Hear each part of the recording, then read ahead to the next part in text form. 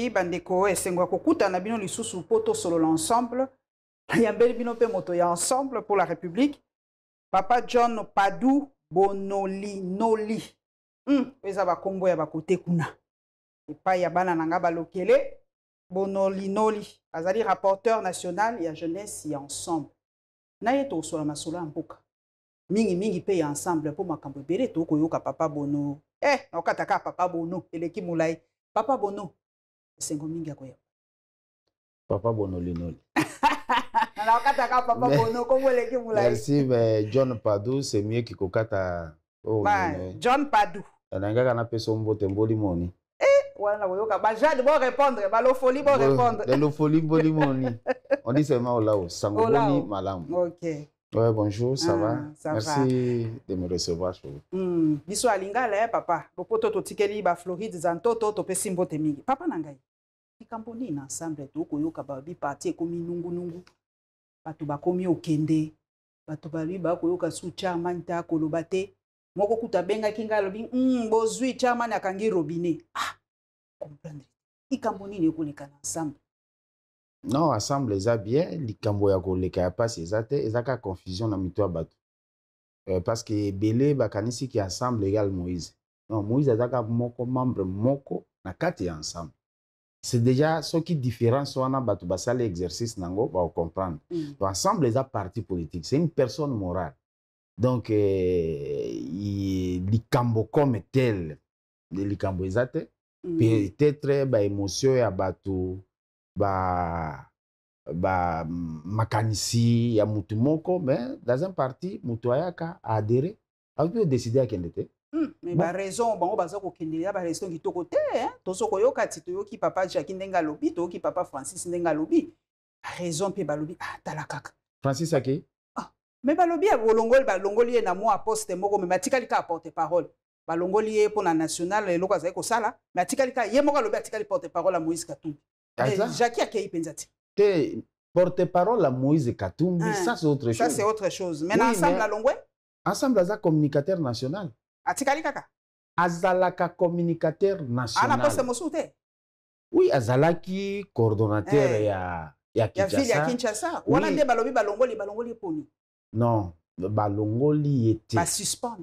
Ba suspendre coordination parce que ba coordination est comme mine ya ba point focal.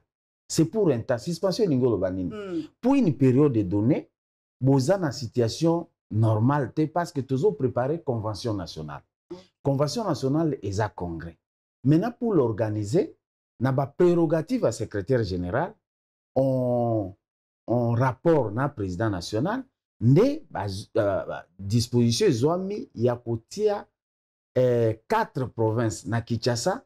Bah, district qu'ils ont considéré, district comme on les appelle, c'était des interfédérations, et commis la coordination. Ce qui fait qu'on ne peut pas avoir une coordination, une autre coordination. C'est comme ça qu'on a dit que na formé nangoya kala, te suspendre momentanément pour la proximité. Parce que parti, ils ont besoin de proximité, qui cause la mokonzianine. Donc, rapprocher la petite administration, na peuple, ça n'est pas un problème. Ce n'est pas un problème qui concerne, en tout cas, pour Nangaï, dans ma petite lecture, et je crois que ça, c'est dans la compréhension du parti. Parti occupé qu'on a disposition, on ne peut pas s'empêcher. Mais il n'y a pas Francis Alobi, il n'y a pas à prendre dans la télévision, dans la radio, quoi, Batonius. Pourquoi il n'y a pas Francis Tozo à décision? Il n'y a pas Yokango dans la télévision, quoi, Batonius. Mais il me semble que Francis a un ambokate. Oh. Bon, numéro de téléphone, tu es bon, cause un ambokate, c'est un numéro de téléphone. Non, c'est-à-dire que acte administratif besoin. Il faut passer en précision. Ensemble, batika au Kenya médiaté. Ok. Oui, ensemble n'est pas parti. Il y a beaucoup de décisions qui se prennent. Tous les gars sont médiatés pour ça. Est-ce que co-organiser l'ibota, co-organiser famille, co-organiser parti, on a besoin de la presse pour ça? Mais tu es papa la décision de Zouibo. Non, je crois que il y a eu une incompréhension. Parce que acte soit va signer. Il faut que vous ayez notifié. C'est ça l'administration. Mais il a fallu attendre. Il y a monté ma moto. Bon, je ne sais pas si monter ma moto. Vous savez, Francis, c'est une grande personnalité. J'ai beaucoup de respect pour lui. Francis, maître Francis, parce que c'est un avocat comme moi, Maître Francis, c'est une grande personnalité. Il y a des gens qui croient en lui, qui pensent que sa manière de faire, c'est une bonne chose. Donc, parti le lot, bazan a intérêt, bah ça la Francis m'abe. Moi, je regrette le fait que Makamba Bongo, admettons que Elo Kabongo est salem. Hein? Dengue Yazana Kad. Est-ce que l'acte administratif, bah ça, il a un point de presse. Point de presse pour ça. C'est ça. Donc, nga na mukeo na tanga na yokola na yebiki un acte administratif, on peut attaquer. On appelle ça un recours gracieux, recours administratif. C'est un avocat. Avocat iko koma makambo nyonso wana akomi apesi na parti mokonzi. Il ne peut pas le fait que a commis à réserver son président national parce que le président national c'est un organe et pas un biso. Hein? Il y a convention nationale et il y a convention nationale au Baninga Babenga en congrès. Tous un conseil national qui est comme organe délibérant na biso. Tous un président national. Tous un secrétariat général. Tous un comité directeur. Tous un comité de sages où ils ont présidé na Bokulaka José Ndundu. Donc on a des mécanismes pour attaquer acte. Ce n'est pas par un point de presse, c'est parce qu'ils ont réduit Naye de Francis, n'a parti, mais on ne va pas s'empêcher à ce que parti est s'organiser. Ce qui a occupé aux donc, ça, la restructuration est partie avant le congrès, c'est ça? Non, c'est-à-dire la restructuration, en fait, madame, toute élection, toute élection, pour Nabiso, c'est une catastrophe électorale. Après l'élection, mais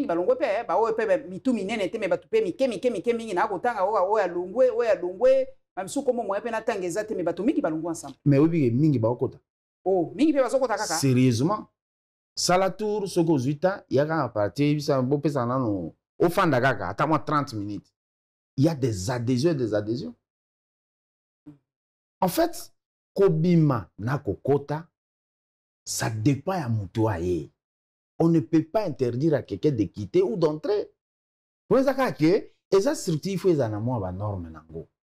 Ce n'est pas la personne, il y a Moïse, ce n'est pas la personne ni moi-même ni ceux qui de Francis ni parti ni nango ils ont un problème. Ça se règle. Attends nandako. Ils ont un problème nandako non? Et comment on a noté hein? Il y a un point tout ça dans point de presse exact. Mais likambo pe musu papa padu ngala creuser biso to tuna ka mituna obana mboka ba mituna ka biso to ngala tuna autour du pote balobi kaya Francis na ya ndeko na ngai oh tala pe kombo ekimi ndeko na ngai Jacques Ndala na ka mwa songi yebe ba bika po ba to espace linguistique moko ya wana ensemble bolingi ba muti. Moi, j'attends l'espace on est mais bateau, on va comprendre. Balobi po bazawana. Yangwana bolongoli ba. Et ça faut tina bango te so ba bota manakati espace linguistique. Babi espace linguistique wana ensemble les obéla. Dans ce pays la mutuna la maman balobi. Obi na maman musara nga na sala comme avocat. Excusez-moi. C'est pas le fait que muté au funda mutalobi eloko ndeki aza na raison. Il faut écouter un autre son de cloche. Tout est un exercice simple. Katumbi au Katanga. C'est ça? Directeur du cabinet. Vous connaissez? Kouilou. Kamitato. Conseiller spécial. Ou à délégué général. Manim. Escadela. Secrétaire général. Chopo. Quand on était au coin d'Andeko Jackie, Kassai central, je crois, parce qu'il est de ce côté-là. Nan Dobaïsouni. Maman Mafuta, je la salue d'ailleurs. Mafuta Solange, voilà. Elle dit, Yé Aza Kouilou. Donc, n'a habité, hein, pour l'angaï, n'a habité si vraiment il faut rentrer dans un débat. Pour un débat de caniveau. Jackie, pour les citer, Ndeko Jackie, Ndeko Francis, ils ont beaucoup d'atouts. Ce sont des gens respectables et respectueux. Mais amener Bango Baya na Lilo Baya Bongo et Kokamusa. Donc, Ngai, je ne crois pas à tout ça. hein, ceux qui battent le bango au nom de la liberté. Parce que devise dans la partie est la justice, liberté, solidarité. La liberté, la liberté fait que on est libre de déclarer ce qu'on est. Ceux qui vont croire à ça, ceux qui m'ont dit que ah non beta tour na parti ango, ah mais kakota là si réellement c'est ça, je crois que à retrouver que ce n'est pas vrai.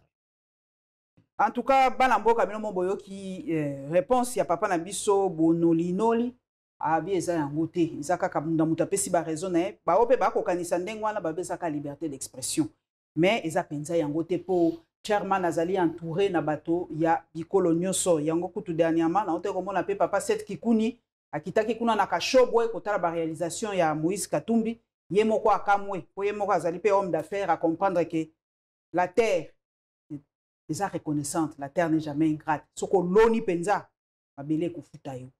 Papa nanga to tika lika na ensemble. Babi silence a chairman ba ba comprendre. Bato bazo kufa. Makamezo salema, babi chairman na olo basute. Azo réagir te. Ngala moya réaction na moko par rapport ya o elekaki na espoir nso basute. Babi aboyi politique, ya pesi politique mo Congo. Azo ngeni ka bilanga. D'abord, la différence est que Nganaza porte-parole à Moïse Katumbi. Oui, et je salue mon président national. Naza porte-parole a été, il me sera difficile à répondre ce qui a olobate ou bien oloba. Mais pour moi, est-ce que l'organisation a biso est olobate? Est-ce que Makambo tolobaka ou tolobaka? C'est pas ce qui arrive. Nous avons précédé l'histoire. Biso tomona kamwa Makambo. Et puis ça, Kaliton est ça na batunyo sauté. Biso makamusu toloba. Toloba que c'est une catastrophe électorale. Mais vous participez à qui? Voilà. La nuance. Boko atindenga lobi mais tala papa chairman a commis de l'eau suye ba yebisa qui a participé te ye muta pesi ngo mwangenge. Il fallait atika kaka atika kota kututé na processus électoral lokola batu ya Joseph Kabila. Pour la nini akota ki tala siko. Mais pourquoi qu'on dit que batu mususu baboya et puis bon dimate qui va te balinga. C'est ça la nuance. Biso to monaïke, il faut te participer à la élection. On estime que na 4 mois bolam parce que d'abord tous les biso nyons il faut respecter délai 5 ans on fait les élections. Ba partenaire na biso bato bazai na ngamo kuna n'ont pas voulu faire comme ça devrait se faire. Alors l'arbitre qui était là ne s'est pas bien comporté. Depuis Kala. Tout ça là, nous avons des communiqués. Je peux vous amener à communiquer tout ça là. Pour nous dire que Mboko et Zambo Canabiso. Et Zambo Canabiso Banks. Ce qui fait que ce qui problème est ça, il faut biso toka. Tout l'obé là va konzi bongote. Nzela yango. Donc, au koki munta oku ko pekisa biso te tout participer. On ne s'est pas suivi. Batou ba se suyer eza bango. Place au Bazali ba se suyer parce que ils ont été incapables, je dis bien les termes, incapables ya kosala mosala bo elongobani. Voilà. Donc, pour Nabiso ezalai catastrophe électorale, on ne revient pas là parce que Mibeko lobby boé que Seni a proclamé provisoirement Cour constitutionnelle pour les cas de présidence, na député, députés nationaux, na qu'est-ce qu'il dit? Députés nationaux, na sénateurs. C'est la Cour constitutionnelle qui fait la liste définitive par une décision. Basaliango. Biso toto sakamibeko. Baki na bango, tu as vu ça que bon, na circonstance oyo, na mandat oyo. Bo gérer biso ça na biso opposition. Na bato moke wana na l'Assemblée nationale to komona te impact na bango te baza soki 20 soki 15 soki combien na zo ba soki 30 bo ça pinzani. Est-ce que vous allez peser est-ce que bien que Vital Kamerhe na pesi mbote minga lui pour na ye ko la temple de la démocratie akotiki la bango pe maluba est-ce que vous sentez que vous peser penza na l'Assemblée nationale wana ko peser na l'Assemblée nationale c'est pas to mongongo na bino ekoyokana non mongongo ekoyokana ata mutu azaye mongongo ekoyokana. Et ça, devant, parce que non, tu as vu que Mboka est Mboka ya biso nyonso. Ceux qui ndekomoko camarade non moi étranger ailleurs, il va vous dire que je reviens de chez vous. Hein. J'étais chez vous, c'est ça là. J'étais chez vous, votre président voyage trop. Hein. J'étais chez vous, mais je ne vois rien. Hein. Tout ça. Même bon, ce sont des beaux-frères, des cousins, tous les gens bango, ba manioc, nandaku, ainsi de suite. Cette prise de conscience nationale, tu biso tu estimer que le toza capable ya quoi porter les nôtres. Ce qui bayoki, mboka eko évoluer malamu. Ce qui bayoki te, toko senga isu na population ngo ke ah bino bolinga ko consolider oya mabe. Bolingo consolider ka promesse, bolingo consolider ka bawa, bolingo consolider ka mauvaise gestion, bolingo consolider ka détournement. Papa bonoli noli, mais soki lelo pona kobongisa mboka ngo. Ba pusani pembeni na bino balobi ensemble bozonga lisusu na union sacrée boya kopesa lisusu mayele na bino. Est-ce que mbalo papa Moïse akondima to ensemble kondima lisusu po union sacrée liboso bondimaka bokoti et komaki moi nungu est-ce que vous allez partager les bilans, est-ce qu'on n'avait pas partagé les bilans mais balobi mbalo to sauver cool. Est-ce que bondima suko zonga précision eza na moko mandat passé ensemble azali na ba député. Ensemble c'est vrai ba voyaki na ensemble pour le changement. Il y a eu 3 regroupements, si je peux dire. MS, 4. MS, G7, AMK et puis AR. Tous ces gens, parce que le changement se fait au Parlement. Donc, ce n'est pas ensemble qui gérait les députés. Les députés ont décidé à ce que tout quota, union sacrée, pour que tout apporte le nôtre. Tout quota, on a un document. Na cahier de charge, notre proposition. Que voilà, il y a un tout cas discuter parce que les problèmes, ce n'est pas de débattre sur les faits. Ils sont sur autre chose. On voyait tout ça là-bas. Tu estimais que ça n'allait pas. Ils sont ensemble, Tommy Benan. Ça fait partie, il y a tout là-bas. Ce qu'on le béni moutou, ayo quitté, moutou mangongi, osani. Omonike même na Bible babi soki liboko etindi oyiba so moya okati yango ka kotikali ata liboko moko pona koboya c'est comme ça biso to retira. Donc le contexte n'est pas le même. Alors kozongela motuna nayo est-ce que Moïse a kondima, est-ce que parti ensemble ebomima, je suis peut-être mal disposé à répondre nango parce que comme il a noté. Alors mais le parti va se réunir, on va poser la structure à partir que se réunit, organe à partir que se réunit pour na kozwa résolution. Mais nandimité. Pour batomiki bazwe sanga biloko yami papa bonoli noli tune est-ce qu'ensemble les apenza parti opposition à solo. Bituna les autres ngelanga minga est-ce que ça penza opposition à solo. Yebisa bango bo. Constitution ezo reconnaître opposition. Constitution lobi que il faut ba voter loi ou ba benga statut de l'opposition. So tangi na mobeko wana ba définir opposition yango nini. Ba lobi boy. Opposition eza bato oyo bazo participer na gestion te na gouvernement te pe ba soutenir programme ya gouvernement te. Voilà la définition en gros. Alors maintenant ceux qui batu batuni baza na opposition to za nini to bunda to beta makofi to tubabanda ko to tumba pinende opposition mobeko parce que biso parti salemi boke tambola kana mibeko. Le statut de l'opposition, français, que tous ceux qui ne soutiennent pas le programme du gouvernement, est-ce que vous êtes soutenir le gouvernement qui a un programme, tu peux vivre dans le temps. Il y a un programme là-bas. Non, peut-être. C'est la Kakassambi. Il y a un gouvernement qui a une ensemble de changement constitutionnel. Il y a un gouvernement qui a limité, l'Assemblée nationale était dans nos bureaux, tout ça. La constitution déjà bloqué moi tout changer moi yo amota mibeko tout changer moi mibeko monke moi ba article et ko assouplir moi ma cam position ensemble les andenge et là nazo kamawa c'est deux choses c'est fait mokonzi mboka pour lo makama mboka il faut bien dans libanda as un point de presse c'est là où mokonzi mboka président na biso alobaka makama alors que il y a un moment où il faut s'adresser sur l'état de la nation à s'adresser devant concret. Il y a mis balé que pour Nabango, changement constitutionnel c'est par rapport à la mise en place du gouvernement. C'est ça. On va changer constitution, réseau à changement à la constitution. Parce que le gouvernement est très naka. Oh, Union sacrée, ça l'a mis après l'élection. Union sacrée, ça l'a mis avant l'élection. Vous nous avez soutenu la vision des chefs de l'État. Consolider les acquis. Bangwara basali Union sacrée. Bazaï sûr que va gagner. Na modèle na bango. Ba gagner peka na modèle na bango. Avec tricherie, avec élection du 20 au 27. On viola tout.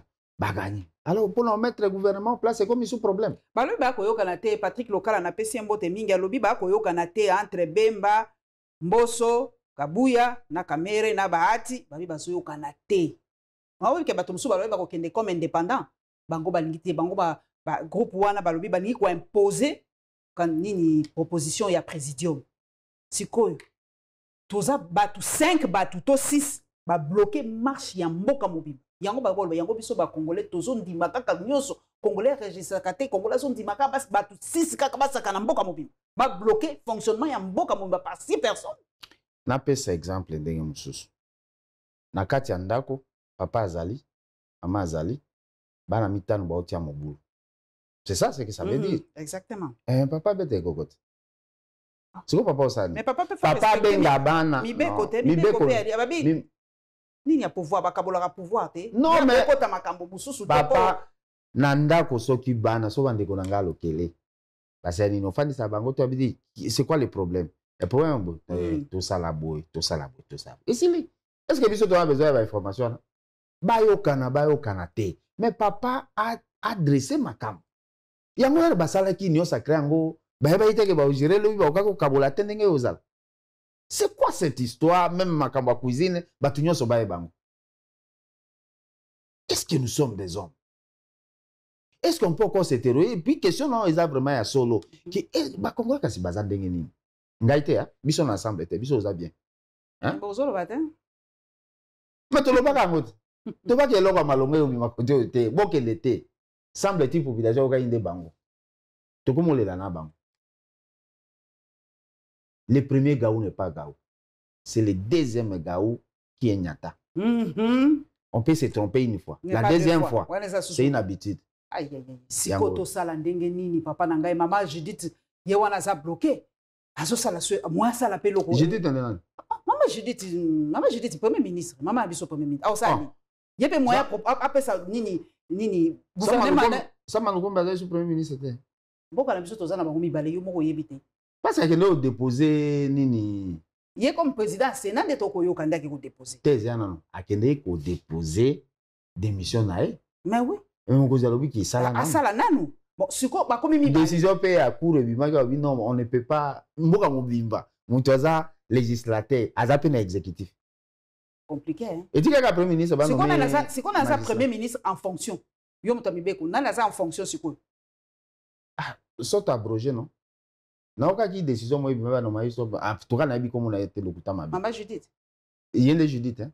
Au hasard, premier ministre, Lélo. Au bas abrogé par sa décision, abrogé, mais Mouto va abroger et à continuer. Balongoli kaka, azo brogé, azanam. Azo brogé. Azo brogé. Siko to sande. Bon, siko, yo sa mutami beko papa nangaye bo noli. Samba zoba ke mboke zobe bapona bino. Bino batami beko ti. Tout est là. Kabino mwatombe konde bokum kokosa biso. Oh, soza na opposition, olobi boy, soza na pouvoir, olobi boy. Mboka yebe bapona bino. Ba il faut pas kanga fakita droit, bo sa le loko te, bozo baby sande. Soki mbongo bebe mboka baby fakita à droit. Non. Bati ata ya bato ba agronome, bati ata ya pétrole, bati ata ya mai, mais droité. Non, je crois que le problème est à bato à droite. Si, problème est à bino. N'a pas ce exemple. Moko. Erba obi que est incompatible. Décision bimaki non, il y a incompatibilité, muto cause en exécutif en même temps dans le parlement. Ba exécuter te, ba boy na bango kolongo. Ba fandi wana. Ba tombe ko baseni. Le juge a dit les droits. Mais ba sali yango te. C'est pas un problème. Le juge a ko landela te so ba sali ta ko sanctionner ta ko beta sumbela te. Donc juge soka lobika droit esini nango. Nga monique ba exécuter te ako bandela pete après sa sanction mususu. Nga naza sous serment à respecter décision. C'est ça la différence. Biso ensemble toyebi sens qui est pombo ke bonga. Ce n'est pas un débat d'individu. C'est ça que kumisa ka batute na ye wa Moïse Katumbi. Non. Tout le la ba structure, tout le la personne morale, tout le loko, tout samibeko. C'est ça. Cette culture-là, parce que parti politique est seulement pour nous éduquer. Tant qu'on a la constitution, pour l'éducation civile, parmi les obligations d'un parti politique, c'est un cadre, il y a tangi sabatu, mibeko koma ba okoto sambeko. Et nous le faisons chez nous. C'est comme ça que tu as vu sabatu, bon mon akandé ensemble. Ensemble un bon projet boya ne côté ezo permettre bino obi ke nege tozawa na émission ya maman Paulette ebsengana comme na 11h juste ce que je dois faire c'est quoi c'est qu'à 10h55 je dois être dans les parages pour nous respecter et ça une manière d'honorer mboka et ça manière d'honorer eloko bino bozo concevoir. On ne peut pas être dans son pays le col envahisseur. Comment il faut diriger Mboga le col envahisseur? Mboga Nabino. Comment tu peux te comporter comme envahisseur? Ça trouble. Nous devons avoir une émotion nae à même à longo yango nanda kwa yango à gérer Mboga nango. Mais pour le bilan changement de constitution, est-ce pertinent? Non, je crois que les débats sur la changer constitution. Parce que Bango, ils ont changé la constitution. Ils ont changé, ils ont révision. Ils ont révisé. Donc, on veut changer la République. Mais il va changer la République. Mais c'est ça, non? La constitution, c'est ce qui unit la première République, ainsi de suite. Chaque constitution, on change de République. Pour Nanini, parce que Nakati a Yokasiko raison. Nakati, ils ont permettre que va nommer premier ministre, le gouvernement, et bien rapide, pas de petits retards. Il ne faut pas se moquer des Congolais. Cette constitution, c'est l'œuvre du référendum. Il n'y a pas belligérant. Non, ce n'est pas l'œuvre de belligérant. Bitumbezala qui basangani. Biso population de Toloba qui oui. Nous sommes allés. Je me rappelle, la constitution était. Mais constitution est commission présidente. Mais on a président. Non, le changement de la constitution, c'est pour un président. Qui a dit ça? C'est pour un peuple congolais. C'est une constitution qu'on est allé au référendum. Yo se mona mutu ba voter na référendum ba voter comme président.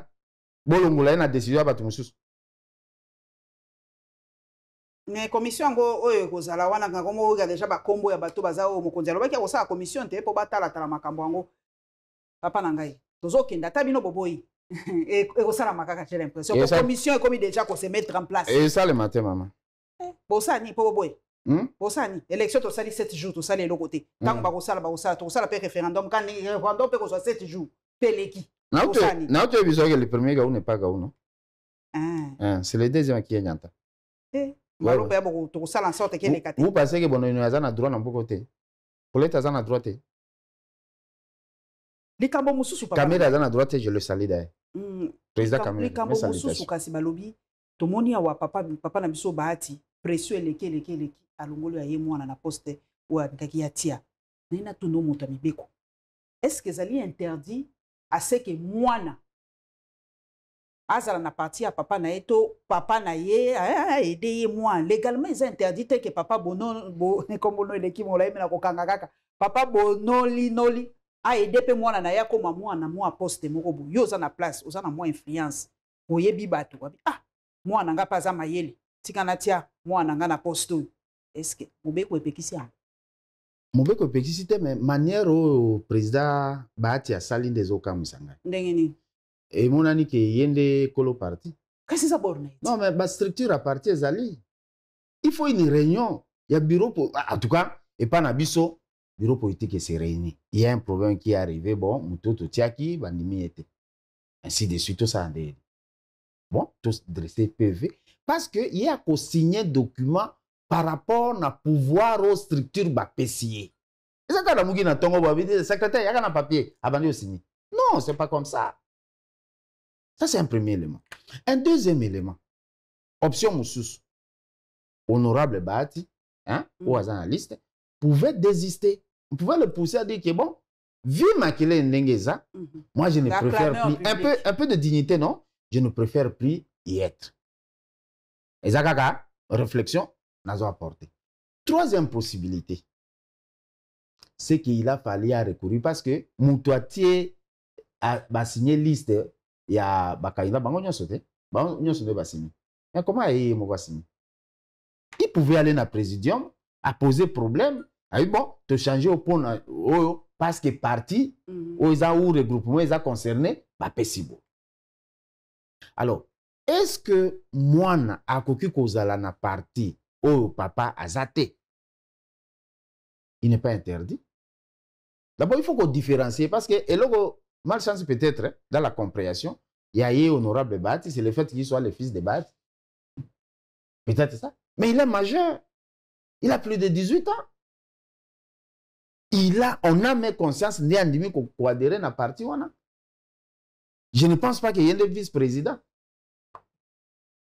Donc c'est ça, on ne peut pas interdire parce que Mimbeko Peki Sate. Bisoto lo babo est que ce qui n'est pas interdit. La loi, hein? Est permis, est autorisé, non? Est autorisé tacitement. Tacitement. Okay. C'est ça, c'est une logique simple. Donc, encore une fois, c'est ça qui a des désordres de l'autre côté. Le peuple congolais s'était trompé. Désordre union sacrée, ozo expliquer ngona ndeni bato mutu ba kotia désordre to manque ya ba cadre moko bien spécifique pour na ko régler makambo. Désordre zo uta na ba 5 têtes wana to bazangi ba moi ba cadre pour gérer makambo na bango. Non, je crois que en tout respect qu'on a sur Bandeko, on ne peut pas dire que ba cadre ba manquer kuna. Je peux vous donner un exemple. Quelqu'un comme le président Kamere. C'est pas n'importe qui. Parce que si a prouvé biso, si a dirigé l'Assemblée, tu vas somber la télévision. En fait, je ne fais pas sa publicité, mais au moins, c'est un constat. Bati n'est pas un médiocre. Peut-être que la manière de faire par rapport aux intérêts, tous ceux qui sont là, je crois que c'est un problème d'absence de courage et de bonne foi. Parce qu'on peut avoir les qualités. Lorsqu'on manque le bon sens, Yakolo Bakue, celui-ci c'est un opposant. Je dois le respecter. Parce que l'opposant, il a un droit. Le parmi a droit à critiquer le gouvernement. Il a programme critiquer, on peut proposer ma cam. Voilà. Le jour où on arrivera à comprendre les choses comme ça, le pays va avancer. Donc, union sacrée, c'est vraiment union salée. Ah oui. Papa Lubaya, le PCM mingi papa Jean-Claude Lubaya, alors le président Nabiso, on dirait aza yemoko à comprendre la gravité de la situation en Boka. Le papa Nabiso mokondi ali ko convoquer réunion supérieure de sécurité ni makambo mususu to comité moko de crise. Abi on dirait président aza na moi bulle moko boye, ha on dirait aza déconnecté penza na réalité. Abi wana nso ba flatter ba leki mingi pembeni na tout ça. Est-ce que ça a solo penza? Ponga la moni mokonzi dernièrement akati mobembo na ye azongi mbagu po likambo likaki na Goma apesi mitindo basali bango cimetière ya kitoko papa na biso Patrick Muya yakuta kekuna po ba enterrer bango en toute dignité ndeni ni papa Lubaya koloba makambo ndinga ki mokonzi azoye ba réalité ya mboka te. Je suis à moitié d'accord naï. À moitié d'accord. L'autre moitié c'est le fait que pourquoi considérer que ceux qui mokonzi se tromper c'est que va collaborateur de ba mabe. Oh, pourquoi? Est-ce que Bomoni va proposition va collaborateur ne va traiter un dossier? Si gère, tout conclure sauf avis contraire de votre haute autorité.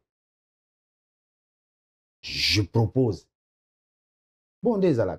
Donc, ici, parce que Mokonzi Amboka a décidé qu'il y a on considéra qu'il a des éléments pour la gestion.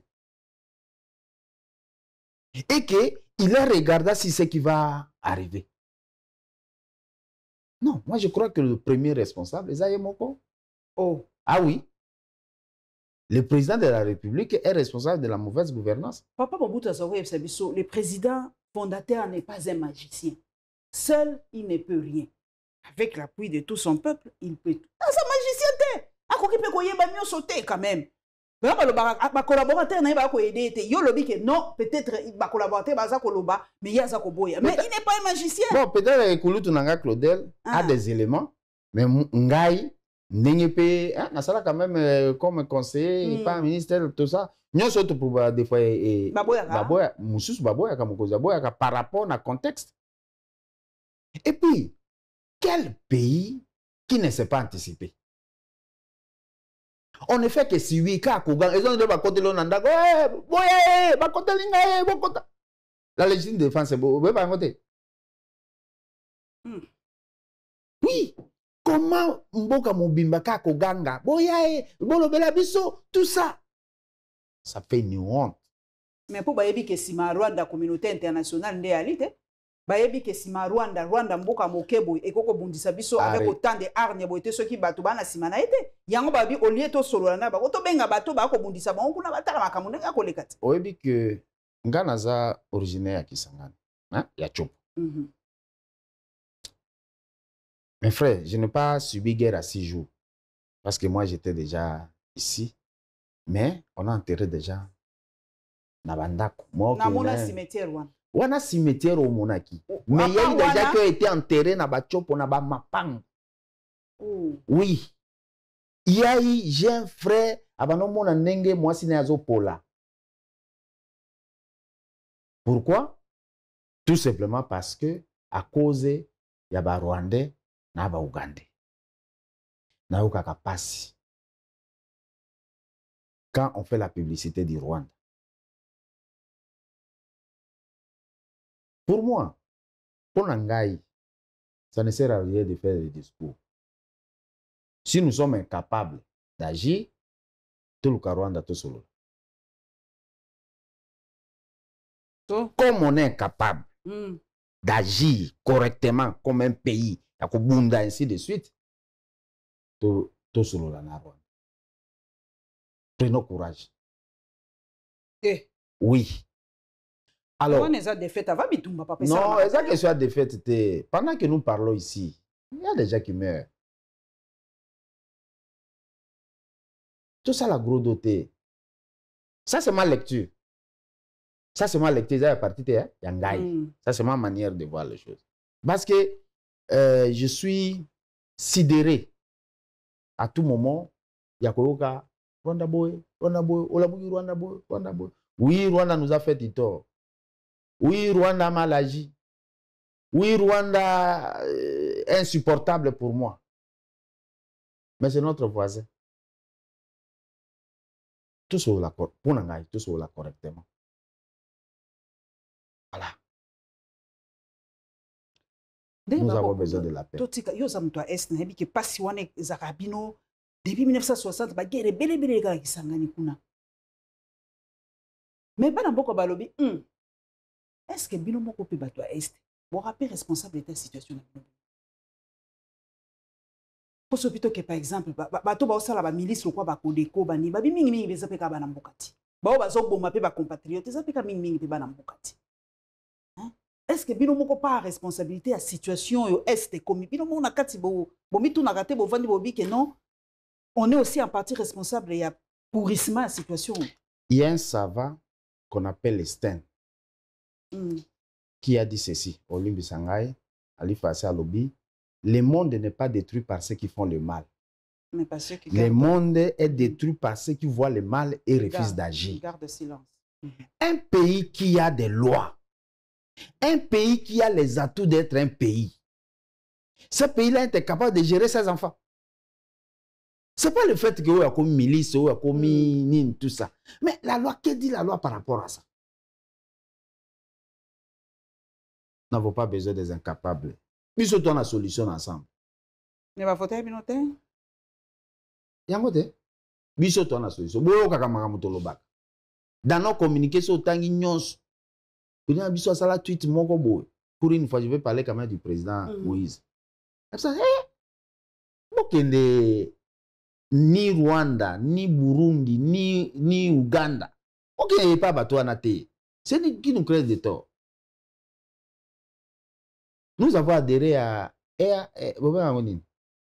Au Bazalaki à Baoboya Bolongwa. EAC. EAC. Monisco coûte aussi écueilli, hein? Ni parti bako kende mais to ko mona ba image ma mingi. Comment on dit na elongi? Ma mingi. C'est bango, on va frapper les 15 et tout ça. Point. Ça dit que bae. Na oui ba luka bazonga. Tout l'autre qui sont à CDAO. On est capable de CDAO ba Afrique de l'Ouest et quoi là? Aussi to comme Afrique de l'Est. Vous avez la raison. To comme appelle en Ouest. Ah ouais, regarde, to comme na CDAO. Problème est pétain. Ah ouais. Et bon, la crainte pour moi, c'est quoi? Oui, Jouba Nangaï Bakolobaki. Papa, votre peu, qu'est-ce que vous avez fait? Avant l'examen, dans une opposition, avant d'aller au Loba, mais bah, pas quitter. Au moins, gagne dans le Loba. Au Loba. Passe. C'est quoi ensemble, les lots, Papa Nangaï, Noli, Noli? Vous avez classé comme première force et opposition, les lots? Oui, en fait, démocratie est basée sur loi, il y a majorité. Aujourd'hui, dans la opposition, toza parti où ils ont des députés belé. Donc nous sommes la première force de l'opposition. Mais poste à maman Dominique, il a créé problème.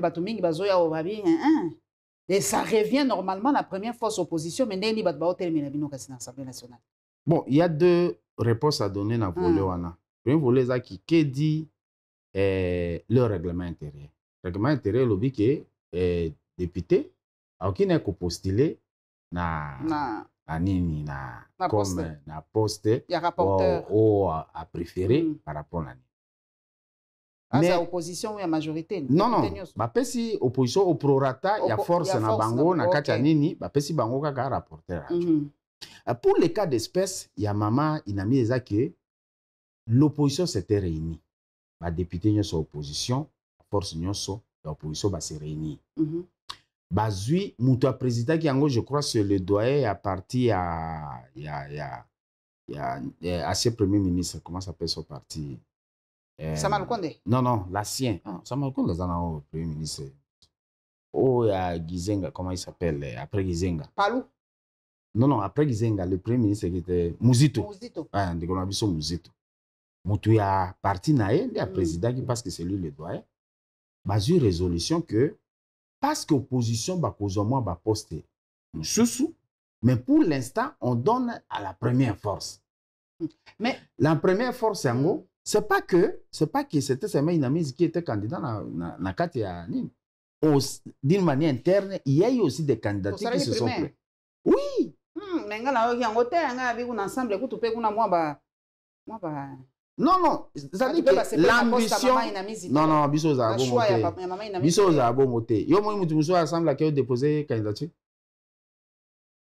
C'est ça justement ça nenga na za ensemble lingolo baté ki nyonso na za d'accord na ba décision sur zami. Il y a des décisions qui ont été prises, j'étais minorisé et je respecte parce que ça c'est la position du parti. Et bon kasi balobi po ani bosolo la ki na papa Constant Mutamba te pour y partir libaya comme opposition, écoute, il y a poste à porte parole et opposition. Balobi oyokana quitté na Constant Mutamba. Non, Mutamba s'appelle honorable. C'est un honorable. Un honorable, c'est un homme honoré. Qui à un moment donné a toujours de l'éthique. J'ai beaucoup de respect pour lui parce qu'au moins la population avait une voté. Et à la représentation. Si admettons parce que Babenga qui est dans la réunion, il y a un PV qui a été signé. Il y a ce présentant qui était oui. Il y a un PV. Non, il y a un PV dressé. Dressé, signé par le participant. Moutouya regroupement Azalaki, il a signé. Il est Constant de Ayakite. Honorable Constant, honorable était. Honorable Constant de. Babenga député national, honorable. Bon, le jargon qui est utilisé, honorable. Monsieur excellence, ata chef de nini chef d'antenne ya population na commune to benga excellence bon de bango lisusu. Très honorable. Yé Azalaïte. C'est une voix minoritaire, c'est ce qui a été. Alors, et l'autre côté ça passe c'est ça qui est dans tout ça on utilise le mensonge. lokuta pour la observer. Lokuta, comment on dirait valeur dans beaucoup. On n'a plus peur de mentir. On n'a plus peur de faire de fausses promesses. Ça ressemble à une génération donnée et à moi. Donc, la candidature, parce que constamment, on a voté, Oh. a voté. Ah, ça fait partie de l'ambiance. Il y a ça dans l'ambiance. Non, maître constamment a voté. La majorité va voter parce que la majorité a besoin d'un représentant de l'opposition à bureau. Et l'opposition qui se présente aujourd'hui, c'est ensemble pour la République. Attends, l'opposition aujourd'hui, ensemble pour la République, parce que nous l'avons fait par une déclaration conformément au statut de l'opposition. Merci Papa John Padou Bonoli, merci lokolo leke pa na biso pesi biso éclairage oyo. En tout cas, bana mboka ba ko senga mingi. Hein, tant eza koleka tozo koyeba te gouvernement ko bimaka makambo nyonso komi bloqué kaka blocage empêchement on nous empêche on nyonso ka constitution ndenge to koyoka toyebite bo like bo s'abonner massivement dans la Lion TV officiel partisan RDC bo s'abonner massivement toyebite ngala saraki parina camarade nanga mo tolobi gouvernement ngala lobaki gouvernement ko bima avant mois de juin ya yebisinga titre comme la juin gouvernement ko bimate na wa perdre Paris nanga bandeko $100 ekende boy to payaki $100. Donc, comme déjà le 15 mai, 14 ou le 15. Le 15 mai déjà, gouvernement, n'a pas perdre Paris. Maman, j'ai dit que tu n'as perdre Paris. Gouvernement, ils ont mis ma gâte. Maman, bon, on a vu ces affaires congolais. Ah, il y a depuis que son beau que baby mon son, on va pas le moment, mais le verre à ta franc congolais. N'a pas goûté ça fait combien? 300 000 francs congolais déjà. Pour ceux qui ont déjà fait 3. Tu es combien? Les autres qui ne malin vers $1, 3 000 francs. Bon, n'a pas un simba, on a un simba franc congolais. N'a dit que tellement beau bien. Mais na yebi mboka so bebi moso nango be ba kelongo bayemba déjà. Je risque de perdre mon pari. Aïe. Tokomona na mikoleza.